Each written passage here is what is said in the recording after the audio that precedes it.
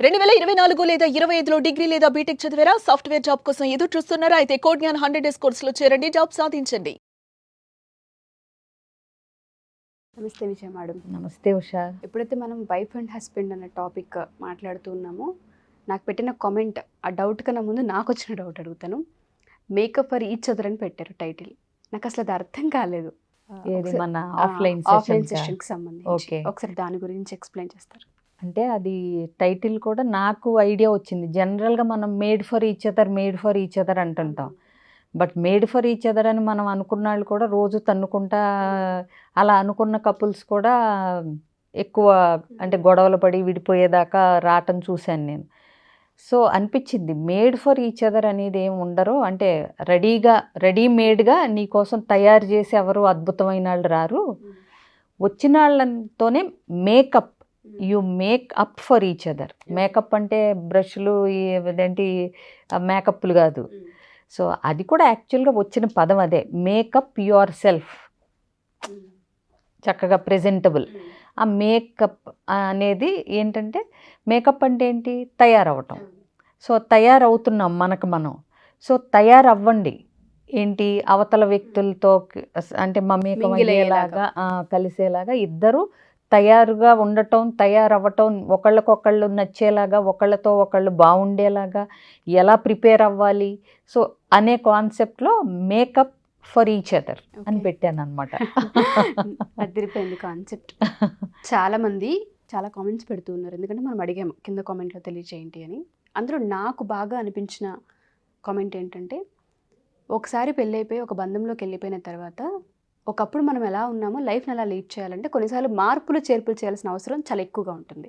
అందులో డ్రెస్ విషయానికి వస్తే ఇవే వేసుకోవాలంటూ ఉంటారు. ఎక్కడో కట్టడి చేస్తున్నారా అన్న ఉక్కిరి బిక్కిరి అవుతూ ఉంటాము.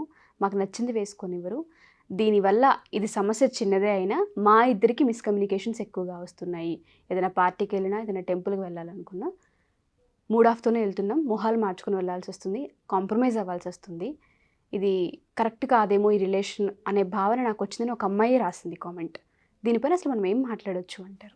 ఎగ్జాక్ట్గా అంటే ఇప్పుడు మొదటి నుంచి ఒక టైప్ ఆఫ్ డ్రెస్సింగ్ ఉన్న అమ్మాయిని పెళ్లి చేసుకున్నప్పుడు ఎక్స్పెక్టేషన్స్ డిఫరెంట్గా ఉంటాయి. బట్ ఇప్పుడు ఏమవుతుంది, ఒక రకమైన ఆహార్యంలో చూసి అలాగే ఉంటారు. అంటే చీరలో డ్రెస్లో వేసుకుంటారు, చుడీదార్లు విత్ దుపట్టాలో అని ఎక్స్పెక్ట్ చేస్తూ అలానే చూస్తూ పెరిగి అలా వేసుకునే అమ్మాయిని పెళ్లి చేసుకున్నప్పుడు, ఈ అమ్మాయి విషయం కాబట్టి అమ్మాయి కోణంలోంచి వద్దాం. సో చేసుకున్నప్పుడు తర్వాత అమ్మాయిలు ఏ సిటీకో కల్చర్కో అలవాటు పడి, తర్వాత కొంచెం పొట్టి డ్రెస్సులు, తర్వాత కొంచెం పొట్టి, ఆ తర్వాత కింద ప్యాంట్ లేకుండా మోకాళ్ళ వరకు ఉండే ఫ్రాక్స్, ఈ లోపల ఏజు పెరుగుతుంది, పిల్లలు పుడుతున్నారు. ఇప్పుడు ఏమైందంటే, నిజం చెప్పాలంటే ఇప్పుడున్న ట్రెండ్ ప్రకారం అమ్మాయిలు కూడా అక్కలా అనేలాగా రెడీ అవుతున్నారు. అంటే నువ్వన్నట్టు ఇప్పుడు పార్టీలు ఇలాంటివి వెళ్ళాల్సి వస్తే గాగ్రాలు అన్నీ వేసుకుని ఒక 20 ఏళ్ళ అమ్మాయికి అక్కలాగా ఉంటుంది తప్పితే ఇవాళ సిటీలో అమ్మల్లాగా చీరలు కట్టుకునే ఉండట్లేదు. బట్ అది ఎబ్బెట్టుగా కానంత వరకు ఓకే. అయితే అది ఎబ్బెట్టుగా ఉంది అనేది ఎవరు చెప్తారు? ఎవరు చెప్పలేరు. అది ఎవరికి వాళ్ళే తెలుసుకోవాలి. ఇప్పుడు క్లీవేజ్ కనిపించేలాగా వేసుకుని నన్ను కట్టడి చేస్తున్నారు, లేకపోతే బాగా పొట్టిగా వేసుకుని నన్ను కట్టడి చేస్తున్నారు అంటే నువ్వు ఆ ఫ్లోలో పడి కొట్టుకుపోతా. మన ఏజ్, మనం పెరిగొచ్చిన విధానం, మనం పెళ్ళి చేసుకున్నప్పుడు మనం ఎలా ఉన్నాం, తర్వాత ఓవర్ ద పీరియడ్స్ ట్రాన్స్ఫర్మేషన్ ఎంత వచ్చింది మీ భర్త ఏమో ఇంకా మీరు చీరలో దుపట్టాతో వైనంగా డ్రెస్సులు వేస్తారని ఎక్స్పెక్ట్ చేస్తూ అక్కడే ఆగిపోయాడు అనుకోండి. మీరేమో ఒక్కొక్క అంగుళం, సంవత్సరానికి ఒక అంగుళం చొప్పున పై వస్తున్నారు అనుకోండి, బ్యాలెన్స్ చేయటం కష్టం అవుతుంది కదా ఆబ్వియస్గా. సో ఆయన్ని అక్కడ అనాలా వద్దా అంటే కంప్లీట్గా అనటానికి కూడా లేదు. అంటే కాలంతో పాటు మారాలి. ప్లస్ ఆవిడ కంఫర్టబుల్గా ఉన్నంత వరకు ఈయన మాట్లాడాల్సిన పని లేదు. బట్ అది ఎంతవరకు ఇప్పుడు అది అందుకే అంటున్నాను నేను, మాట్లాడటం అవతల వ్యక్తులు తప్పు, అంటే కట్టడి చేయటం. నువ్వు ఇవి వేసుకుంటేనే నాతో రా, ఇలా వేసుకుంటేనే బయటికి వెళ్ళు ఇంట్లోంచి, లేకపోతే ఇంట్లోనే కూర్చో అనటం కరెక్ట్ కాదు. బట్ మనకు కూడా మనం ఎక్కడి నుంచి వచ్చాం, ఎలాంటి సర్కిల్లోంచి వచ్చాం, మనం ఎవరితో వెళ్తున్నాం, ఎక్కడికి వెళ్తున్నాం అనే దాన్ని బట్టి నేను అంటాను, డ్రెస్సింగ్ సెన్స్ అనేది ఎవరో కంట్రోల్ చేయాల్సిన విషయం కాదు, నీకు నువ్వు డిసైడ్ చేసుకోవాల్సిన విషయం. అందుకే అది ఎవరో కంట్రోల్ చేయటం అనేది కరెక్ట్ కూడా కాదు, అలా అని నీకు కంట్రోల్ లేకపోవటం కూడా కరెక్ట్ కాదు. అవునా? సో నీ డ్రెస్సింగ్ చూసినప్పుడు జనాలు నిన్ను తప్పుగా ఒక్కళ్ళనే అనుకుంటారు అని మీరు అనుకోవద్దు, వెనకాల వాళ్ళని కూడా అనుకుంటారు. అనుకోవటం వాళ్ళు రైటా తప్ప అది కూడా కరెక్ట్ కాదు, వేరే వాళ్ళకి పని లేదు మన డ్రెస్సింగ్ గురించి మాట్లాడాల్సిన పని. బట్ మనం అవకాశం ఎందుకు ఇవ్వాలి అనే పాయింట్ కొంచెం దృష్టిలో పెట్టుకుంటే బాగుంటుంది. ఎందుకంటే మనం అడవిలో లేము, జనారణ్యంలో జనాలతో పాటు ఉంటున్నాం మనం. సో మనం ఎక్కడ ఉంటున్నాము దానికి ఇప్పుడు చూడమ్మా, ఎక్కడో దాకెందుకు, ఇప్పుడు ఎలా ఉన్నా అడగకూడదు, ఎక్కడ దాకా వేసుకున్నా అడగకూడదు అని అంటే ఎవరు అడగరు, అది ఒకలాగా చూస్తూ ఉంటారు, నీకు ఆ రెస్పెక్ట్ ఉండదు. ఉండటం ఉండకపోవటం నా ప్రాబ్లం అంటున్నారు ఇవాళ పిల్లలు. ఓకే, అది చూసే వాళ్ళ ప్రాబ్లం తప్పితే మీ ప్రాబ్లం కాదనుకుంటున్నారు. బట్ మీరు అసలు ఏం ఆశించి వేసుకుంటున్నారు, అదొక్కటి ఎవరికి వాళ్ళు జవాబు చెప్పుకోండి. ఎందుకంటే ఏ రకంగా చూసినా ప్రాపర్, అది తప్పు అవనివ్వండి రైట్ అవనివ్వండి, ఎక్కడ సందర్భానికి తగినట్టుగా డ్రెస్ చేసుకునే వాళ్ళకు వచ్చే రెస్పెక్ట్ అయితే వేరుగానే ఉంటుంది. కాదన్నా అవునన్నా అది మీ దృష్టిలో అది కరెక్ట్ అయినా కాకపోయినా కూడా సందర్భాన్ని బట్టి డ్రెస్సింగ్ ఉండటం అనేది అది ఔచిత్యం అంతే. తప్పా రైటా అంటే నీకు తప్పైంది నాకు తప్పు కాదు, నాకు రైట్ అయింది నీకు రైట్ కాదు. సో ఇప్పుడు చూడు, పెళ్ళికి నువ్వు చిన్న ప్యాంట్ షర్ట్ వేసుకొస్తాను అంటే అక్కడ నిన్నెవరు కొట్టరు. బట్ పెళ్ళికి అన్నప్పుడు మనం చక్కగా పట్టు చీరనో చిన్నదో చితకదో ఒక నగనో పెట్టుకుని వెళ్తాం. మనం ఎందుకు, అకేషన్ అలాంటిది, మనం దాన్ని అట్లా అంటే క్యారీ చేసుకుంటూ వస్తున్నాం. సో ఇప్పుడు పెళ్ళికి కూడా ప్యాంట్ షర్ట్ వేసుకుని వస్తానంటే నిన్నెవరేమి తప్పు పట్టరు, నువ్వేమీ తప్పు చేయట్లేదు. ఎక్కడొక్కడ మనకే అనిపించకపోయినా అసలు నువ్వు కంఫర్టబుల్గా అట్లా ఎందుకు అంటే నలుగురు దృష్టి ఆకర్షణే కదా అక్కడ అట్రాక్షన్. ఏంటి అమ్మాయి ప్యాంట్ షర్ట్ వేసుకొచ్చి, తప్ప రైటా పక్కన పెట్టు, బట్ అందరి దృష్టి పడుతుందా లేదా, సెంటర్ ఆఫ్ అట్రాక్షన్. సో నేనేమంటానంటే సెంటర్ ఆఫ్ అట్రాక్షన్ కోసం సంథింగ్ డిఫరెంట్గా ఉండే బదులు సంథింగ్ యునిక్గా చేయండి. అంటే ఏంటి, ఇప్పుడు మనకి ఏది ఉందో అది ప్రదర్శిస్తాం మనం. నీ దగ్గర అంటే బట్టలు తక్కువ వేసుకుని ప్రదర్శించే టాలెంటే ఉండాల్సిన పని లేదు కదా, మన దగ్గర చాలా టాలెంట్స్ ఉంటాయి. మనం సమాజానికి ఉపయోగపడవచ్చు, 4 మంచి పనులు చేయొచ్చు, చాలా చేయొచ్చు.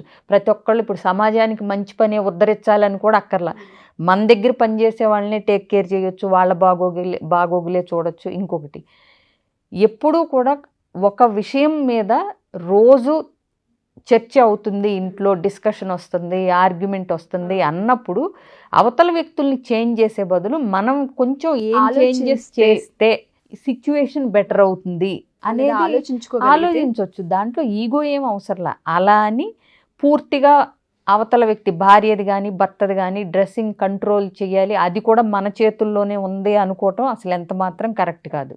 బట్ అలా అని మన పరిధిలో మనకి మనది ఏ ఏజ్, మన పర్సనాలిటీ ఏంటి, ఏది వేసుకుంటే మనకు నప్పుతుంది, కంఫర్టబుల్గా ఉంటాము అనేది చూసుకుని వేసుకోవాలి. అందులో ఎక్స్పోజింగ్ పాళ్ళు ఎంత ఉండాలి అనేది ఎవరికి వాళ్ళు డిసైడ్ చేసుకోవాలి.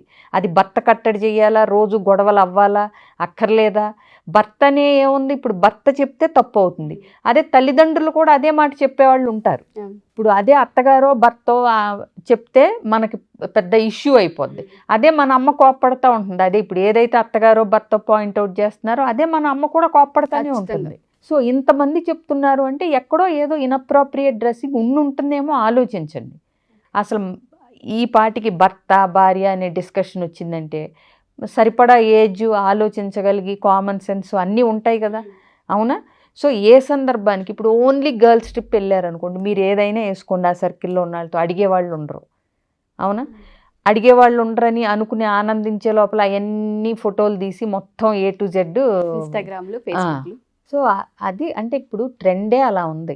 సో మనం చేసే పూచిక పుల్ల పనితో సహా పబ్లిసైజ్ చేసుకోకపోతే అసలు ఆ బట్టలు వేసుకునేదే ఇన్స్టాగ్రామ్లో పెట్టటాక అన్నట్టు ఉంటుంది. ఏ పని చేసినా, ఒక వంట వండినా ఇన్స్టాగ్రాము, ఒక మొక్క దగ్గరికి వెళ్ళినా ఇన్స్టాగ్రాము, అవునా?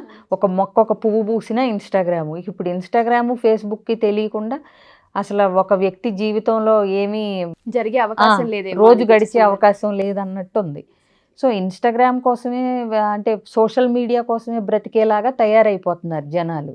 సో కాబట్టి ఇవన్నీ పక్కన పెడితే ఇవన్నీ ఎవరో చూస్తారు, లైక్ కొడతారు, అయిపోద్ది, తెల్లారి మళ్ళీ ఇంకో రోజు మొదలవుతుంది. బట్ మీ ఇద్దరి మధ్య మనశ్శాంతి ఉంటుందా? ఇది కదా ముఖ్యం. దానికోసం కొంచెం చేంజెస్ ఏం చేసుకోగలరు ఇద్దరు? అవతల వ్యక్తి మీ డ్రెస్సింగ్ మీద కాన్సన్ట్రేషన్ తగ్గించాలి, మీరు మీ డ్రెస్సింగ్ మీద కొంచెం కాన్సన్ట్రేషన్ పెంచాలి. ఎలా అనేది మీరు చూసుకోండి. ఎవరో తప్పు పట్టాల్సి జడ్జ్ చేయాల్సిన పని అయితే ఎవరికీ లేదు. గుర్తుపెట్టుకోండి, ఎవరు ఎలాంటి డ్రెస్ వేసుకున్నా దాన్ని కామెంట్ చేయాల్సిన పని కానీ జడ్జ్ చేయాల్సిన పని కానీ ఏ రెండో వ్యక్తికి లేదనేది అయితే మనం ఖచ్చితంగా గమనించాలి. అది ఎవరికి వాళ్ళు be a Roman in Rome అన్నట్టు ఏ సందర్భానికి ఎలాంటి బట్టలు మన పర్సనాలిటీకి తగ్గట్టుగా, మన వ్యక్తిత్వానికి తగ్గట్టుగా, సందర్భానికి తగ్గట్టుగా ఎలాంటి బట్టలు ఎప్పుడు ఎంతవరకు వేసుకుంటే బాగుంటుంది అనేది తెలుసుకుంటే బాగుంటుంది. Thank you so much ma'am. మీరు ఇందాక అన్నారు కదా చిన్న చిన్న చేంజెస్ అనేది. సో ఎవరైతే ఈ ఎపిసోడ్ చూసిన తర్వాత మా ఇంట్లో కూడా ఈ సందర్భాన్ని మేము చూస్తూ ఉన్నాము, వైఫ్ అండ్ హస్బెండ్లోనే కాదు, పిల్లలు కొన్నిసార్లు మనకి నచ్చని డ్రెస్సింగే వేస్తుంటారు. ప్రతి తల్లి ప్రతి తండ్రి వాన్ చేస్తూ ఉంటారు, వినట్లేదని భార్య భర్తలు ఇద్దరు గొడవ పడుతూ ఉంటారు. ఇది ప్రతి ఇంట్లో జరిగే సందర్భం, ఏదో ఒక టైంలో జరుగుతుంటుంది. బట్ కొంతమంది ఇళ్ళల్లో మాత్రం ఇది కంటిన్యూ అవుతూనే ఉంటుంది. ఈ చిన్న చేంజ్ ఎక్కడ చేస్తే బాగుంటుంది అనేది కనుక ఒకసారి తెలుసుకోవాలి అనుకుంటే ఆగస్ట్ 6వ తారీఖు ఖచ్చితంగా ఆఫ్లైన్ సెషన్ తీసుకోబోతున్నారు విజయ గారు. ఎవరైనా అటెండ్ అవ్వాలి అనుకుంటే అటెండ్ అవ్వచ్చు. చాలా విషయాలు ఇందులో మనం నేర్చుకునే అవకాశం ఉంటుంది కాబట్టి కింద స్క్రోల్ అవుతున్న కాంటాక్ట్ నెంబర్ని కాంటాక్ట్ చేసి పూర్తి డీటెయిల్స్ తెలుసుకోవచ్చు. Thank you ma'am. Thank you so much.